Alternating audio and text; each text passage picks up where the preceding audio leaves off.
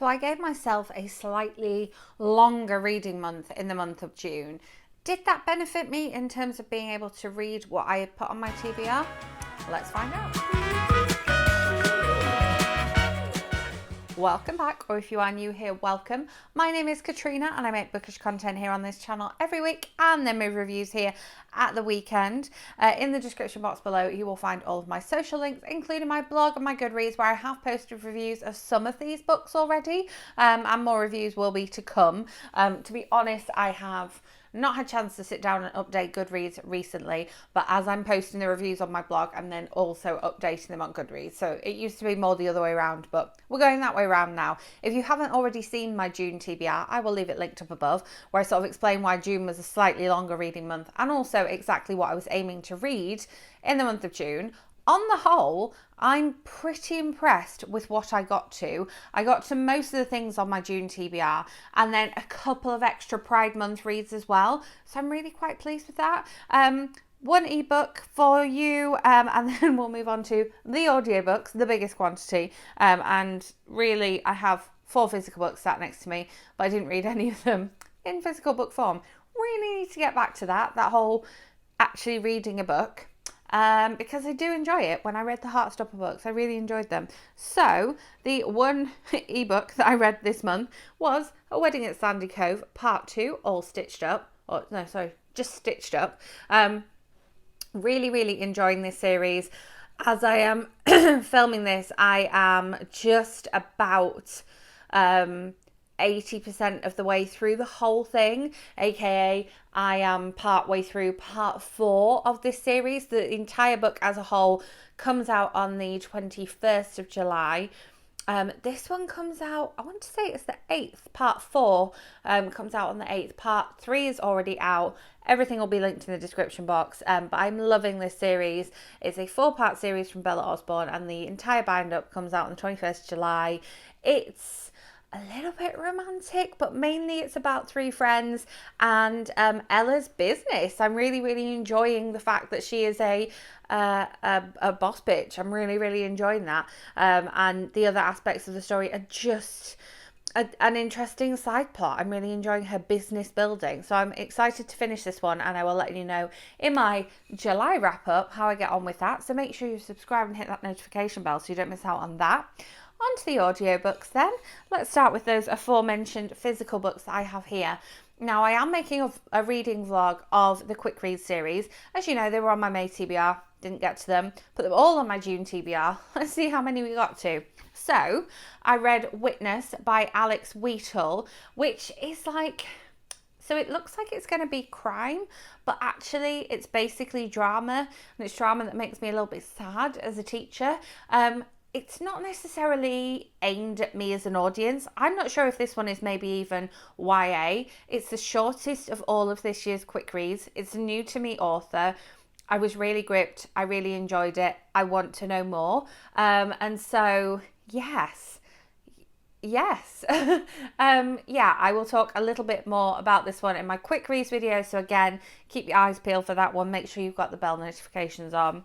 Then we have The Kiss by Santa Montefiore, glossy. This is almost the same length as The Witness, but this is not a new to me author. I know I like Santa Montefiore. I really did not know where this book was going. It's a bit of romance, but a bit of family saga as well.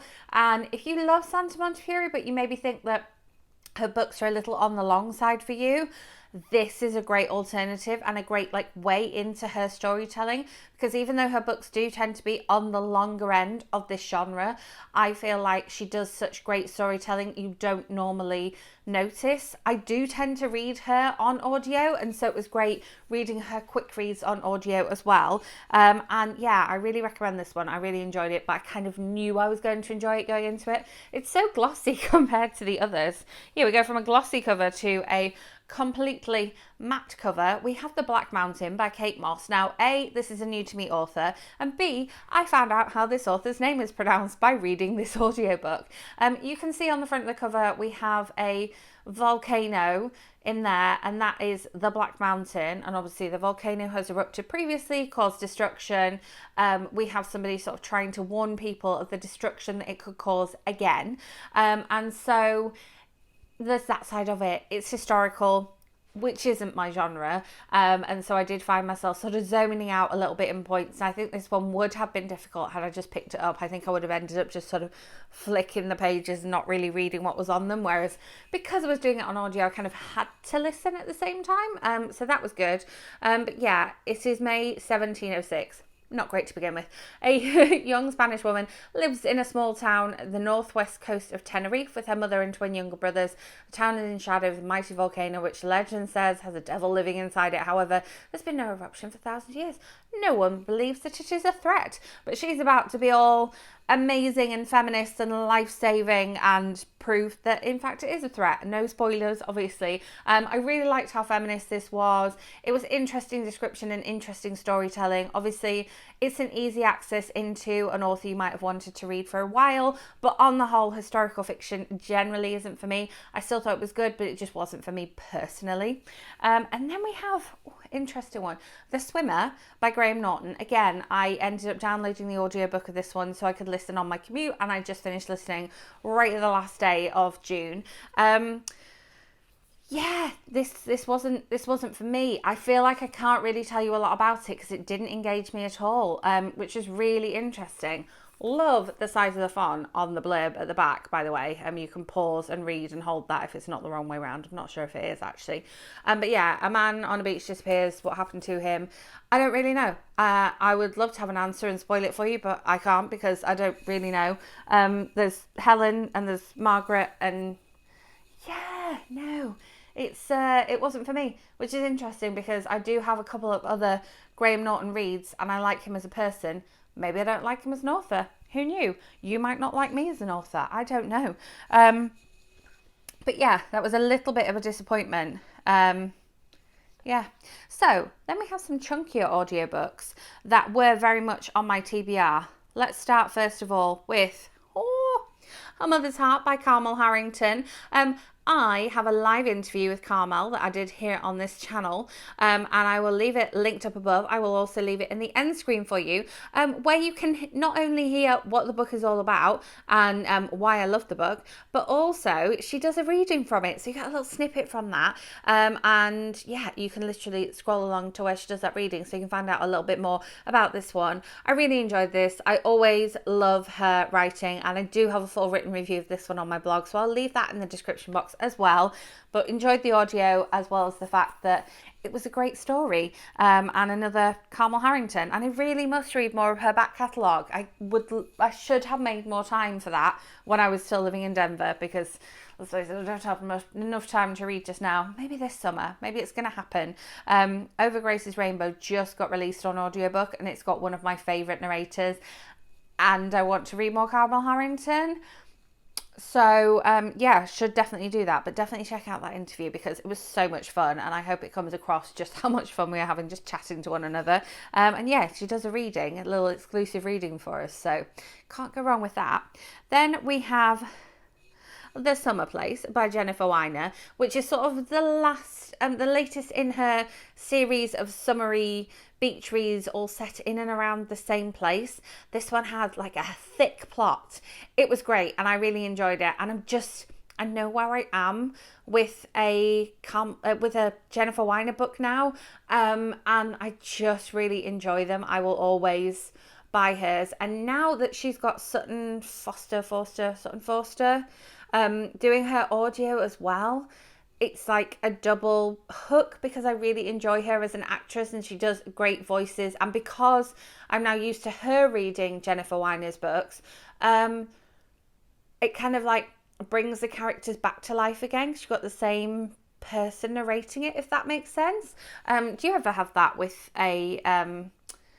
with an audiobook narrator where you kind of it just makes sense for that narrator, for that author to be read by that narrator. I talk about this quite a lot in my full review of the I Heart series by Lindsay Kelp, so I'll leave that video linked up above, because I talk about the fact that the narrator changes, and the narrator changes the pronunciation of some of the names because the narrator has changed, and how I didn't like it. So I like the fact that we have the same narrator for this one, and yeah, I really enjoyed it. Definitely recommend it. It's a long one, but I was able to listen to it whilst unpacking my suitcase for my trip. I think I listened to a little bit on the plane, I listened to a little bit later the next day, and I listened to some on my commute into work that first day, and that was me done. So it was over 16 hours. I mean, I do listen on double speed, but still, it was a chunkier audiobook compared to a lot of the ones I've read recently. And then one that I can't find my picture of right now. Here it is. We have Something Wilder by Christina Lauren. This one kind of took me by surprise a little bit. Again, I think I read this one immediately after reading the Jennifer Weiner, and read it pretty much on my commute that week for the rest of the week. I didn't read the blurb of it because Christina Lauren is an auto-buy/auto download author for me. And I didn't expect this one to be sort of set in a ranching community. So I'm getting so many notifications. It's sort of ranching community, but our lovely heroine, who goes by the surname of Wilder, does sort of ranch tours, and her daddy had some secrets and was set in and around Wyoming and Utah, so the places that they mention I was quite familiar with, and so it was nice to sort of be transported there. Definitely, they often set their books in and around those areas because that's what's familiar to them, as well as some of the books that are set in New York. But yeah, I wasn't expecting this one to be as ranchy as it was. Obviously, with it being a Christina Lauren novel, it was also raunchy. And then there was a sort of the whole thing when I talk about mild peril, there was threat of things and a little bit of thriller aspect to it. So think a sort of Indiana Jones level. If you watched the new Sandra Bullock Channing Tatum film, gave me kind of those sort of vibes. But I love the girl power in this one. I love the little twists and turns that they put in there, and obviously I loved the romance and the raunch. Yeah, it was very different from their most recent novels, and I wouldn't sort of necessarily say it was one of their best, but I definitely enjoyed it, and it was fun time, and it was good listening on the way to work. It was oh, what's going on here? Sort of waking me up for the day on my way to work. But yeah, I did enjoy it, and it was narrated well, definitely. And then we have my sort of couple of Pride reads that snuck up on me there. We have Only on the Weekends by Dean Atta, which surrounds a sort of relationship that is in its infancy, a high school relationship that kind of goes long distance, but the long distance that it goes is between Glasgow and London. I'm like, I've done that. I've been there. I've had friends that live in one and I live in the other. And I enjoyed that aspect of it. There was a lot of self-discovery in this one. It was interesting because the main character's dad is kind of rich and famous, and so he doesn't really want for anything. And I think that was an interesting take on it. So much of the time in YA novels in particular, we have characters who are kind of trying to work for money for college, or trying to kind of have a part-time job so that they can do this, that, or the other, or not having very much money and trying to scrimp together stuff to be able to socialise with their friends. So it's definitely a different aspect having somebody who did have a lot of money and who had sort of a little bit of fame going on as well. But I really enjoyed it. I really connected with these characters. They did make some questionable choices at times, but then they are teenagers, and I was sort of going, oh dear, oh no, come on. But that was kind of me as a teacher doing that and going, oh, I wish you'd made a better choice there. And so yeah, I did enjoy it. It was it had some of the poetry that we had in Pink Flamingo as well. Black Flamingo, not Pink Flamingo. Pink Flamingo's actual flamingo. And so I really liked a little bit of verse in there too. And this cover is interesting, this one. as it's not the cover that was on my audiobook that I was listening to, but I couldn't find the other cover. I don't know why. I think it's US versus UK, and I don't know which one that is or which one I was listening to. So figure that one out. Let me know in comments if you know. And then we have Small Town Pride by Phil Stamper. Love a Phil Stamper novel, and this was like a bonus Phil Stamper novel because it's come out like mid-year. This one was sort of middle grade, a little bit younger than a normal Phil Stamper novel, and I love the cover of this one. I like both the US and the UK cover, which is generally the norm with a Phil Stamper novel for me. I like both covers. I think that whoever does his cover art in both, sides of the pond does a really good job, and it's nice because they do seem to connect with each other a little better than some UK versus US covers. We'll have to do a Phil Stamper special, UK versus US covers.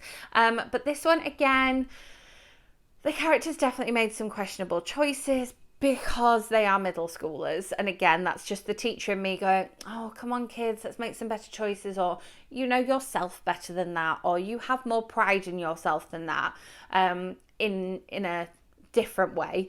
But yeah, I enjoyed it. And I like the fact that it was this small town. So often we have like coming out stories and pride stories set in and around big cities, or people leaving small towns for big cities, and that does address this in this novel. And I thought that the narrator did a good job. I've read a lot of reviews of this one, and they talk about the fact that our main character's best friend, the narrator definitely does an interesting voice for his best friend, and it did grate on me a little bit. I think, again, because I listen on double speed, it grated on me slightly less because her voice was a little bit higher pitched because it was sped up anyway, and also she was speaking for less time at a time because it was sped up, and so I sort of benefited from that side of it. But I will warn you that if you're going to listen on regular speed, you are going to have a slightly questionable voice there with the narrator, the way it's narrated for our main character's best friend. Our main character's best friend is trying to be a good ally as well, and again, makes some questionable choices. It was an interesting character, but I think she would have come across better on the page than on audio, and that's kind of all I've really got to say about that. So I listened to 4 out of the 8 quick reads that I had on my TBR, and I read 1 out of the 2 parts of of A Wedding at Sandy Cove that I had on my TBR, but I have subsequently put the other 2 parts / the full novel on my July TBR and have almost finished those, so I don't think that's too bad. Then I did read all 4 sort of longer books, all 3 longer books that I had on my TBR, the Jennifer Weiner, the Carmel Harrington, and the Christina Lauren. And then I had 2 bonus pride reads, which I was hoping, I said in my TBR, I hope that something sort of bonus pride related comes along and slides into my sort of reading zone. And both of those came along as unexpected library borrows / scribd borrows. I do have a scribd link down below, as well as an Audible link down below. If you are here for the audiobooks, I have a couple of affiliate links down below if you want to sign up for either of those services. I can get you, I think it's a month free of both. So yeah, I both of those kind of just made themselves available to me via Scribd or via my library. And so it was nice to have those couple of things in place of the other 4 quick reads or the other A Wedding at Sandy Cove episode. And so I'm really, really happy with what I was able to read in the month of June. I'm really glad with my choice to extend my reading, because it meant that whatever I read on the plane, I did read some of A Wedding at Sandy Cove on the plane. Whatever I read on the plane was the same as my reading for June. I think I read all of A Mother's Heart on the plane, which is not the first time I've read a full Carmel Harrington novel on a plane. And so, yeah, I'm pleased with my choices. Everything I've read will, of course, be linked in the description box, as well as links to those reviews that I have already posted. As I say, make sure you're subscribed and hit that notification bell so that you don't miss out on my quick reads reading vlog coming up as soon as I've read those books. I keep saying it's coming soon, as I'm filming this. this, I'm also going to see Thor as soon as it comes out, and so you're not going to want to miss out on that movie review. I also saw Elvis yesterday, and so I'm about to film and post that review too. So yeah, thank you so much for watching. Let me know what you're reading in this month. If you haven't seen my July TBR, I will link that in the end screen. If you enjoyed this video, give it a thumbs up, and I will be back with another video very soon, so I will see you then.